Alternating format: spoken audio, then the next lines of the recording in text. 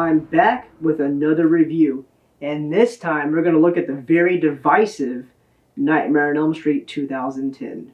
Remakes have been a very divisive topic since they started coming around a few decades ago. Remakes such as The Thing, The Fly, and Willard all surpassed their original counterparts in many ways. So remakes of classic slasher films began to pop up in the 2000s. First we had Texas Chainsaw Massacre in 2003, then we had Last House on the Left, Friday the 13th, My Bloody Valentine, and finally A Nightmare on Elm Street 2010. That wasn't all the remakes made in the 2000s, but those are the most popular ones. So let's get into the remake of Nightmare on Elm Street. Many of you horror fans know the original Nightmare on Elm Street came out in 1984 and starred Robert Englund as Freddy Krueger. It was released to critical and commercial success and is widely regarded as one of the best horror films of all time. It currently holds a 95% rating on Rotten Tomatoes, and the audience score isn't far behind. Now, what's there to say about Freddy Krueger? He's a classic slasher villain, widely loved by everybody, and Robert Englund retired from the role in 2003. So when talks about a remake came up, they turned their attention to Jackie Earle Haley, who played Rorschach in Watchmen. So our two lead characters are Rooney Mara, who plays Nancy, and Kyle Gallner, who plays Quentin. So we open up at a diner where Dean Russell has a dream that someone cuts his throat. But in reality, as Chris, the waitress, and Nancy look on, it looks like he cuts his own throat. And this is where we're thrown for a loop, like in the original. We think that Chris is our final girl. So Chris finds a photograph of Dean, but can't recall knowing him.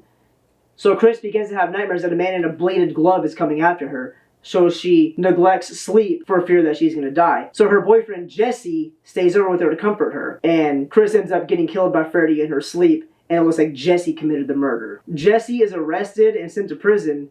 And he has a nightmare about Freddy. And this is where one of the coolest scenes in the movie begins.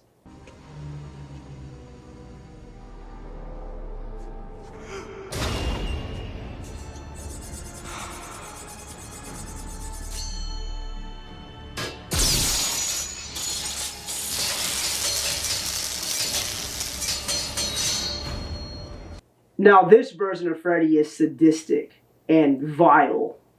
And Jackie Earle Haley really portrays that. Oh, God. No. Just me. What do you want from me? I don't know, Jesse. You think you could turn back time?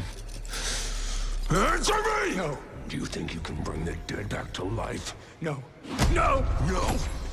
I didn't fucking think so. No! No! No! So Freddy ends up killing Jesse in the dream, and then gives a very disturbing line to him. Did you know that after the heart stops beating, the brain keeps functioning for well over 7 minutes? Huh. We got 6 more minutes to play. So then we move on to Nancy, and she falls asleep in class. And this is where the visuals really stand out in this movie. It still looks good today. Wake up. Wake up, wake up, wake up. You really shouldn't fall asleep in class.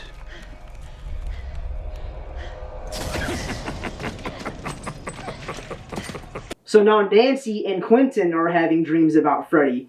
So they start taking pills to stop themselves from sleeping. What happens then is they start having these things called micro naps, which has a really cool visual in the grocery store scene.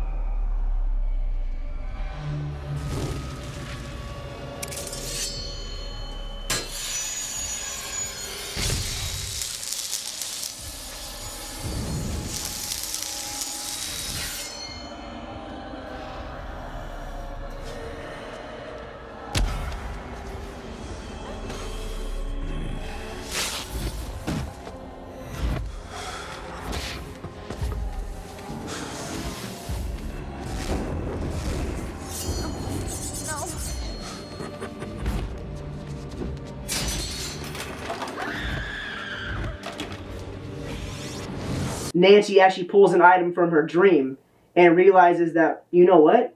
Maybe we can pull Freddy out and stop him. So they devise a plan to have Nancy fall asleep and Quentin wake her up to pull Freddy out of her dream to kill him. In the dream world, he's invulnerable, but in the real world, he's just a normal person. So they pull Freddy out of the dream and they kill him, which I feel is a little rushed. And then the end of the movie is another cliffhanger, just like in the original. So Freddy breaks through a mirror, grabs Nancy's mom, and pulls her into the mirror, and then credits roll. So why was this movie so hated by fans? I think the main reason is Robert Englund did not play Freddy Krueger in here. It was Jackie Earle Haley. Another reason is it was done by an inexperienced director who only had directing credits for music videos, Samuel Baer. So in the original film, Freddy Krueger was a child murderer. It is implied here that he's a child predator, which didn't really sit well with fans of the original. It was also produced by Michael Bay studio Platinum Dunes, who took care of the Texas Chainsaw Massacre remake and the Friday the 13th remake. Those films were also pretty divisive when they came out. So it begs the question, is A Nightmare on Elm Street 2010 really as bad as people say it is? I don't think so. I think it's an average movie. It doesn't surpass the original by any means, but it's not a bad watch. There's some great visuals, some great kills, and contrary to popular belief, Jackie Earle Haley actually gives a really good performance as Freddy Krueger. He's vile, sadistic, and just pure evil. The comedic elements are toned way down, and it's more of a horror movie. Another thing that was divisive among fans was Freddy's appearance. So, Freddy's burn scars in the remake are meant to look like actual burn victim scars, and they do. All in all though, if I were to give this movie a rating out of 10, I would give it a 5 out of 10. There's some good things about it, but it pales in comparison to the original. The leads are forgettable. The only standout here is really the visuals and Jackie Earle Haley as Freddy. And I know a lot of people are going to hate me for that, but I actually did enjoy his performance. But yeah, there you have it. So that's the question I've been wanting to answer for a while, and I don't think it's bad. I think it's worth a watch or two. Check it out if you haven't. Nightmare on Elm Street 2010. I'll see you guys later.